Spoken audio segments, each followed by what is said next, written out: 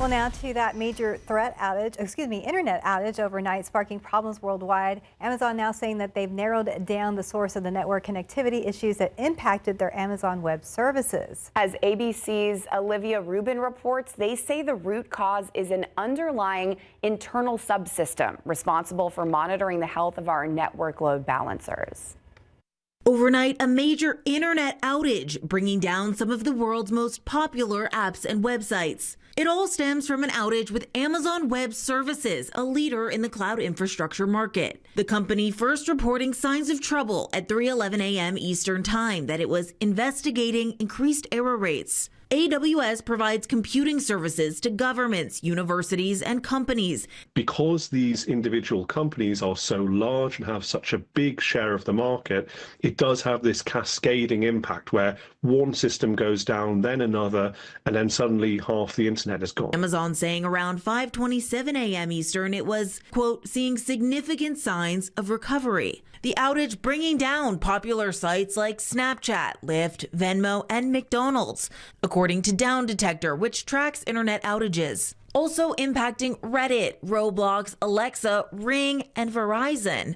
And some airline customers of United and Delta reporting on social media they couldn't find their reservations online, check in, or drop bags. Then at 6:35 a.m. Eastern, Amazon saying the issue had been mitigated and most operations are running normally now. Nothing to suggest at all that this is a kind of deliberate act or a security issue. I think, as often is the case here, it will be something very, very benign. Amazon Web Services is comprised of over 200 products and services. Its cloud customers are some of the biggest organizations and businesses in the world. Olivia Rubin, ABC News, New York. All right, outside with live cam, 84 is pretty high. It's pretty tough. But I mean, especially with yesterday was so nice. Well, it was. And you know, this October has just been weird. We just can't seem to shake these 90-degree temperatures, and that's exactly where we will be again today. The aquifer is in very bad shape. It's down 0.4 of a foot to 625.7. That's just not a good number. And in the pollen count, well, we still don't have a pollen count.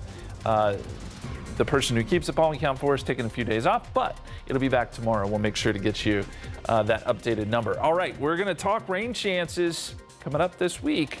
We'll explain in just a few minutes.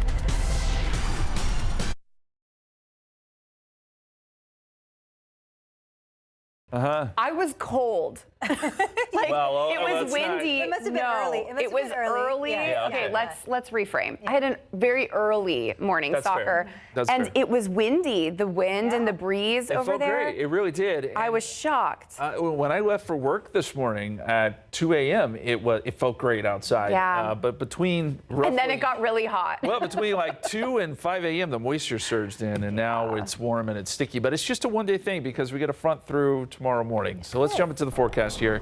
And dew points are going to be very important. It's really part of the story today. They jumped up in a big way. And we've got dew points in the mid-60s now. And that puts us squarely in the muggy territory. And like I said, if you go outside, you feel it. You feel this humidity.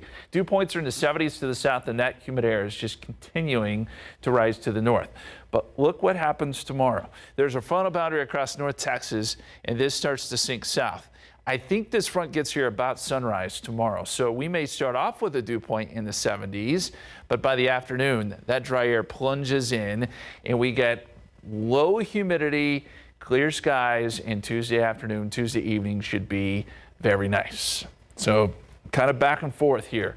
Outside right now, clouds continue to clear. We're at 84. We've got a good breeze, too, out at the south, 17 miles per hour. 84 New Braunfels, 81 Converse, 79 right now in Bernie with a good wind there. And the forecast for today will take us up to 89 at 2 o'clock, 91 at 3 p.m., and 92 for a high today, which, again, is well above average. 88 at 6 o'clock, 86, 7 p.m., and then down into the 70s tonight. But I think we're going to be looking at a mostly clear sky at that point. And the frontal boundary tomorrow, this is generalized timing here, but I think in the hill country, 5 to 7 a.m. San Antonio, that front makes it through about 7 to 9, and then through the rest of the area by midday. Do know that this front does not bring rain with it. It only brings some breezy winds and that lower humidity and slightly cooler air. Highs tomorrow will be around 88. So, we shave off 5 or so degrees. It's something. We'll have 80s in the hill country and then low 90s further south. So as we get further into October, it's been concerning.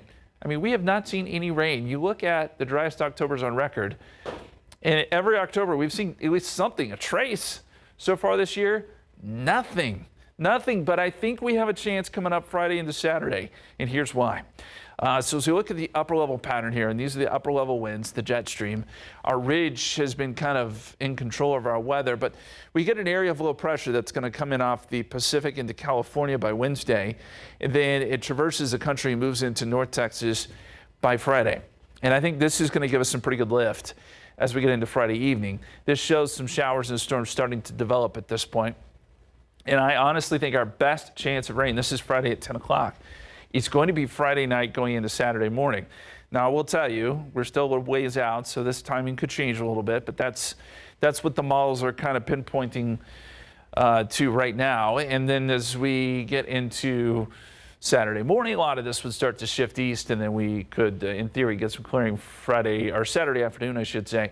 Again, that timing on all that may change just a little bit. But I'm encouraged by the fact that, yes, we have some rain chances finally back in the forecast. Right now, 30%, but I will say I just put in a 40% chance of rain Friday night. So in between these two 30% chances, I think there's a little better chance Friday night. So just know that if you're going to Friday night football, you have Friday night plans, let's keep an eye to the sky because there could be some thunderstorms involved here too. Some brief fog tomorrow before that front comes in, 88, 86 Wednesday, 88 Thursday, maybe with some fog and clouds, and then a chance of some showers and storms Friday evening into Saturday, guys. Thanks, Justin. We'll watch out for that. While pregnancies later in life can come with some risk, however, doctors say that some misconceptions can cause unneeded stress or even discourage some from trying to get pregnant. What you need to know.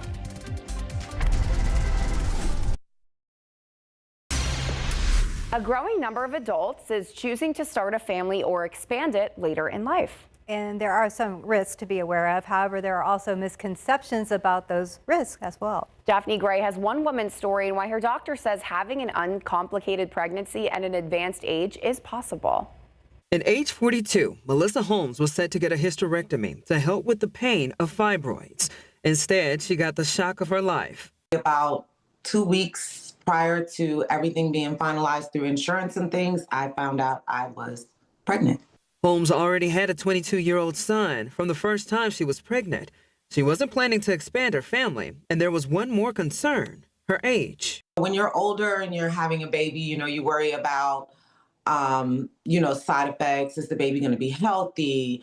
Is something going to be wrong with the baby? Or am I going to be able to survive this pregnancy? It all depends on the health of the individual. Holmes's OBGYN, Dr. Natasha Spencer with Orlando Health, says that women in their 30s and 40s who don't have major underlying medical conditions and have a healthy lifestyle can have an uncomplicated pregnancy.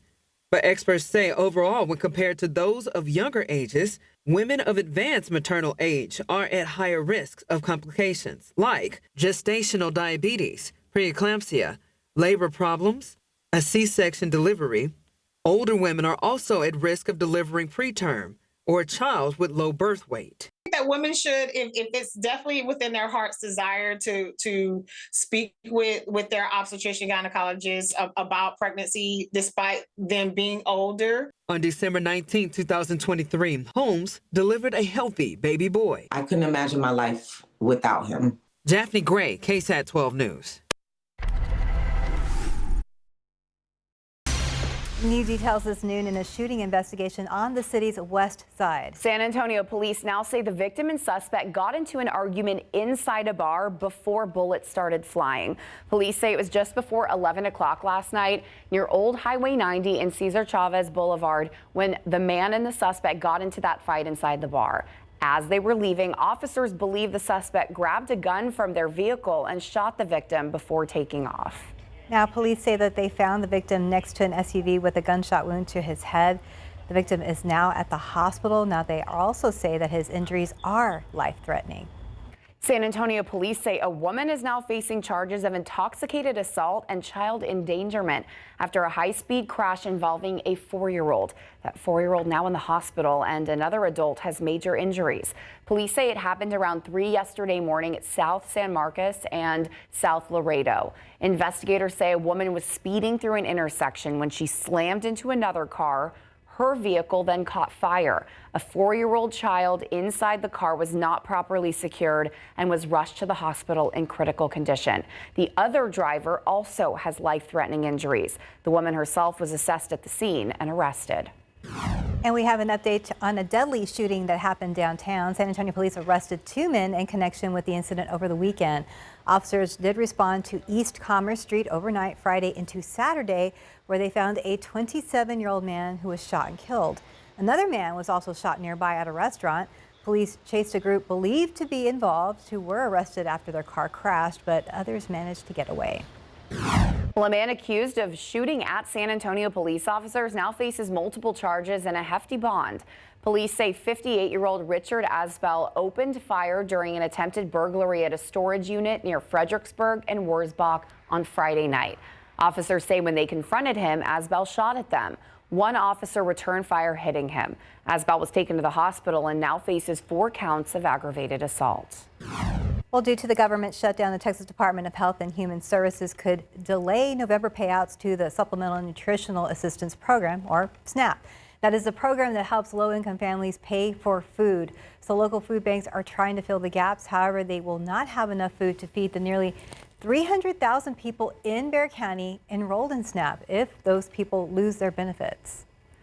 Gas prices are inching lower. AAA says the current national average price for a gallon of regular gas could reach the $3 mark for the first time in 4 years. This morning, it's $3.03 a gallon nationally. Here in Bexar County, much lower than that. The average is $2.46 and the state average at $2.59. In the past week, the average has dropped more than 5 cents a gallon. The travel agency says several factors are behind this drop, including lower demand, falling crude oil prices, and a cheaper winter blend gas at the pump. Out there with live cam this afternoon. Well, 84 is still better than the 90 degrees, 90 something. We'll see later, Justin. See, I knew you'd be positive, Steph. I appreciate it. Always glass half full, and I love that. Yes, it is. It's not so bad right now, but it is going to get rather hot this afternoon. We'll see those temperatures race up into the 90s before it's all said and done. We've also been talking a lot about the humidity. I want to show you a chart here that kind of shows where the humidity is at the moment, where it's going. We have thick humidity and it feels sticky outside, but a front comes through right around sunrise tomorrow, and that's going to drop humidity into the dry category for a couple days, Tuesday and Wednesday. In fact, Wednesday morning should be really nice because we have the dry air, temperatures will drop. But then humidity comes back into play Thursday, Friday, and the good news there is that that could lead to some rain. In the meantime, 89 degrees at 2 o'clock today, 92, that'll be our high this afternoon, 88 at 6 o'clock right around dinner time. So after school activities, all that, it's going to be warm and sticky and not so nice. Rain chances, as I said, do come back into play Friday and Saturday. And in fact, I think Friday night could be our best chance to get some storms back in the picture. And real quick before I leave you, I do want to show you one more time the fine silver curve. Well, it looks like they're in the final stages here. That would be my guess. They're sweeping up.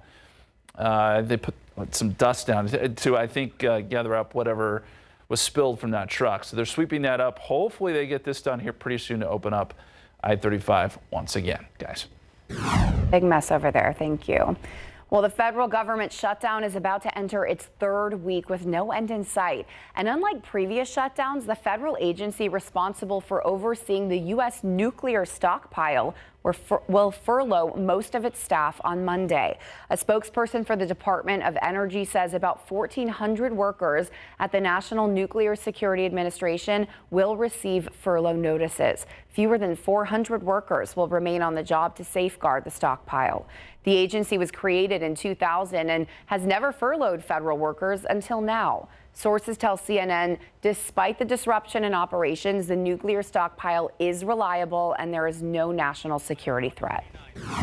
Well, a coalition of big city health leaders speaking out in support of vaccines. In a new statement, the Big Cities Health Coalition said Falling vaccination rates are leading to new outbreaks of measles and polio.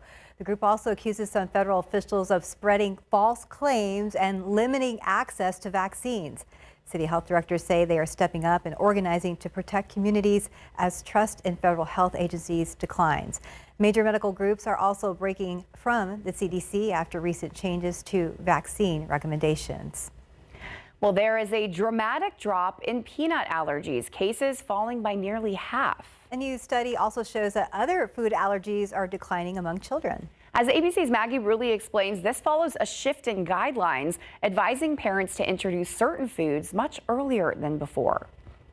A new study shows feeding peanuts early may help reduce food allergies in children by nearly 50%. This study confirms what research has shown for over a decade.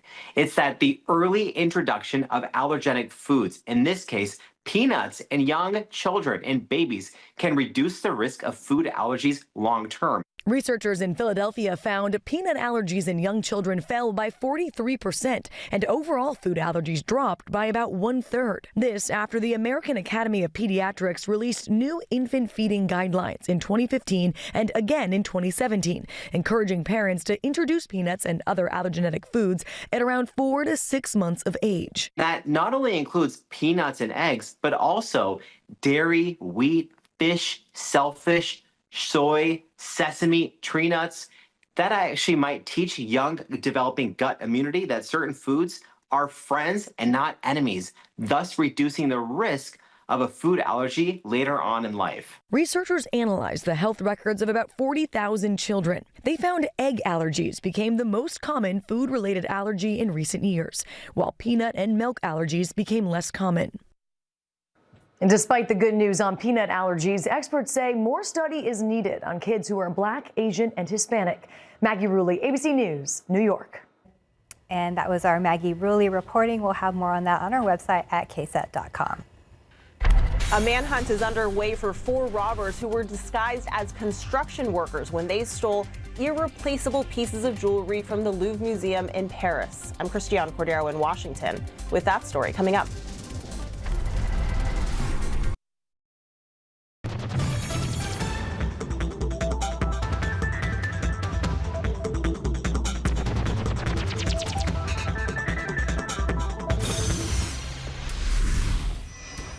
Well, after saying it would reopen today, the world's largest museum in Paris remained closed after this weekend's brazen heist. Investigators are searching for 4 robbers who broke into the Louvre in broad daylight.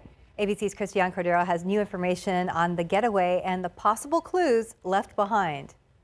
Today, investigators are on a mission to find robbers who broke into the world's most visited museum in the heart of the French capital before hightailing it in broad daylight. It's slap in the face of museums everywhere, and it's a wake-up call. Police say 4 men disguised as construction workers set up this ladder attached to a truck, gaining access to a second-story balcony. They then used power tools on a window frame to break in, according to investigators who allege the thieves threatened security guards before ransacking the Apollo Gallery, where Napoleon III's crown jewels were on display. The heist lasted all of 7 minutes, according to investigators. The museum's visitors were immediately ushered out. All of a sudden, we were kind of rushed by a big mob of police.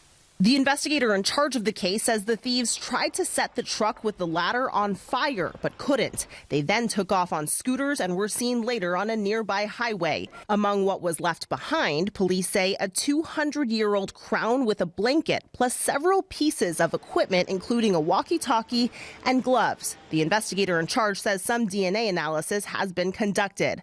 Experts fear the irreplaceable pieces now missing will be melted down and sold for parts. They realize, or probably plan this out, that there's no way they can just submit these things to Sotheby's or Christie's, and they need to break them up.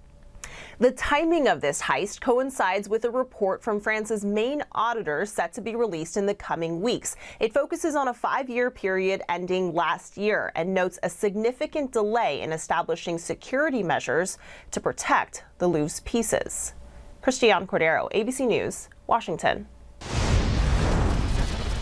All right, outside with live cam, we are seeing mostly clear skies. Temperatures right now are in the mid 80s, 84 degrees to be exact.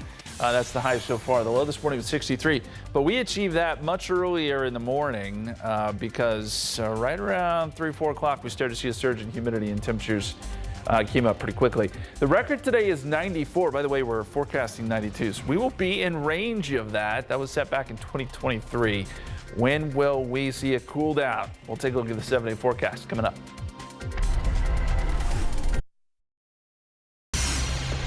Well, are you ready for some football? Monday Night Football is back on ABC tonight, so you can catch the Bucks and the Lions hitting the gridiron tonight at 6. Okay, so that does mean, though, that KSAT's News at 6 will not be on air, but you can still watch it online. We will be streaming our newscast on all our digital platforms, so make sure to check it out. We're working on some really cool stories for you tonight. Yeah, that'll be neat. I was going to say watching it maybe even outdoors in the evening will be okay because you know, the temperatures are not too bad in the evenings and the mornings. This is what you do. You go out and you can go out on your back porch, whatever, and watch KSAT 12 on one phone or there we go. And then watch the football game on the other, and you can multitask. There we go. I think we've gotten pretty good at these kind of things these days. Okay, I want to take you out to Lost Maples. We've got a few people asking, hey, when did the trees change? And it is a good question. If you want to check it out, they have a Facebook page, and I think they update it every Thursday. But this was their latest update. And they've said that the maples remain bright green, and it's likely going to be a while longer before we start to see changes there. But do remember, if you want to go out there, you got to make reservations. It does fill up, especially on the weekends. But it does, you know, we need some colder air, we need some rain to kind of get this process started. So far, maples are still green. We'll keep you posted. And again, if you want to check out their Facebook page, they'll update it as well. Outside right now, just some cloud cover. It is warm. 84 New Braunfels, 81 Converse, 81 Bernie, 84 at Stinson. And a good southerly breeze. So we'll see some gusts up around 20 miles per hour today out of the south. And it's going to make things rather warm. The satellite picture shows we have some of those morning clouds really starting to fade away now. So the more sun we get, the hotter those temperatures will be. I was hoping the morning clouds would hang on a little bit longer. They really didn't. And as we look at the bigger picture here, you can almost see just the surge of moisture coming out of the Gulf that's led to this cloud cover that's surging up across Texas. And it happened in pretty short order this morning. These dew points went from being in the 40s to very quickly being in the 60s. And this is the kind of air that you can really feel. 66 the dew point in Pleasanton, 70 is the dew point in Cotulla. So we're actually talking about heat index values today. I mean, it is late October, and we're still talking about a heat index in the the mid 90s in some cases. 93 in San Antonio, but that could feel like 95 later today. 92 is what we're forecasting actually here in town. 88 Helotes, 88 Bernie, 93 down there at Stinson, 93 Floresville. But yes, it will be warm and somewhat humid this afternoon. Okay, I want to take you down to the tropics. We do have a developing system down here. Hurricane Center is giving us about a 70 to 80% chance of development. And the spaghetti plots mostly want to turn this back out to the Atlantic, which makes sense to me because you got these storm systems that are coming across the country and they tend to pick these things up and you get these things that kind of a boomerang. Now, the one thing that's interesting about this is it's a little further south. It's in the Caribbean where the water is warm. And it could have some impacts on, say, Haiti, Dominican Republic, maybe some of the islands here. So it is still something to watch, but I don't think it'll be an issue for us. And if you were curious what the name would be, well, we just went through Jerry, Karen, and Lorenzo. So Melissa is next in line, followed by Nestor. If we do get there. Of course, hurricane season winds down in late November. All right, extended forecast. We're going to go 88 tomorrow. There's a front that comes through right around sunrise. We may see some brief morning fog, and then humidity levels will plummet tomorrow afternoon, which will get us down to 63 Wednesday morning.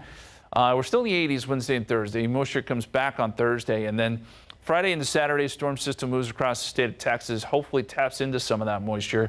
And right now we're calling for about a 30% chance of rain Friday, 40% chance Friday night, and a 30% chance on Saturday. And of course, meteorologist Adam Caskey will get you another update coming up tonight at 5, 6, and 10, guys. Yeah, we hope that rain does get here, but that it works around Muertos Fest as well this weekend. That would be nice, yes. It would be. Thank you, Justin. Well, speaking of that, a fashion show pulling triple duty, how it's not just about the outfits, but affordability and sustainability as well.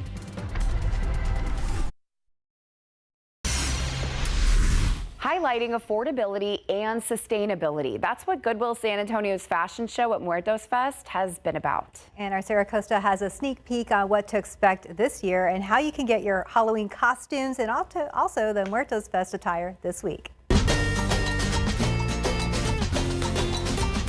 Yeah, I mean, we've got our 60s, which is very Age of Aquarius with the sleeves. This is real vintage. This is real vintage. This was actually part of our show. At any Goodwill San Antonio store, you can find real vintage at low prices that make authentic costumes, not just for Halloween, but also for Muertos Fest, happening October 24th through 26th. Be creative and just kind of have fun with it. That's what it's about. The Muertos Fest is about being inclusive, remembering people that are passed, and also giving a thanks to the community because we're all a part of it. Honoring those who have passed through creative, sustainable looks. It's what you can expect at Goodwill San Antonio's 5th annual fashion show at Muertos Fest on October 25th, starting at 5:40 p.m. at the Nueva stage. This year, Goodwill San Antonio is celebrating 80 years in the community.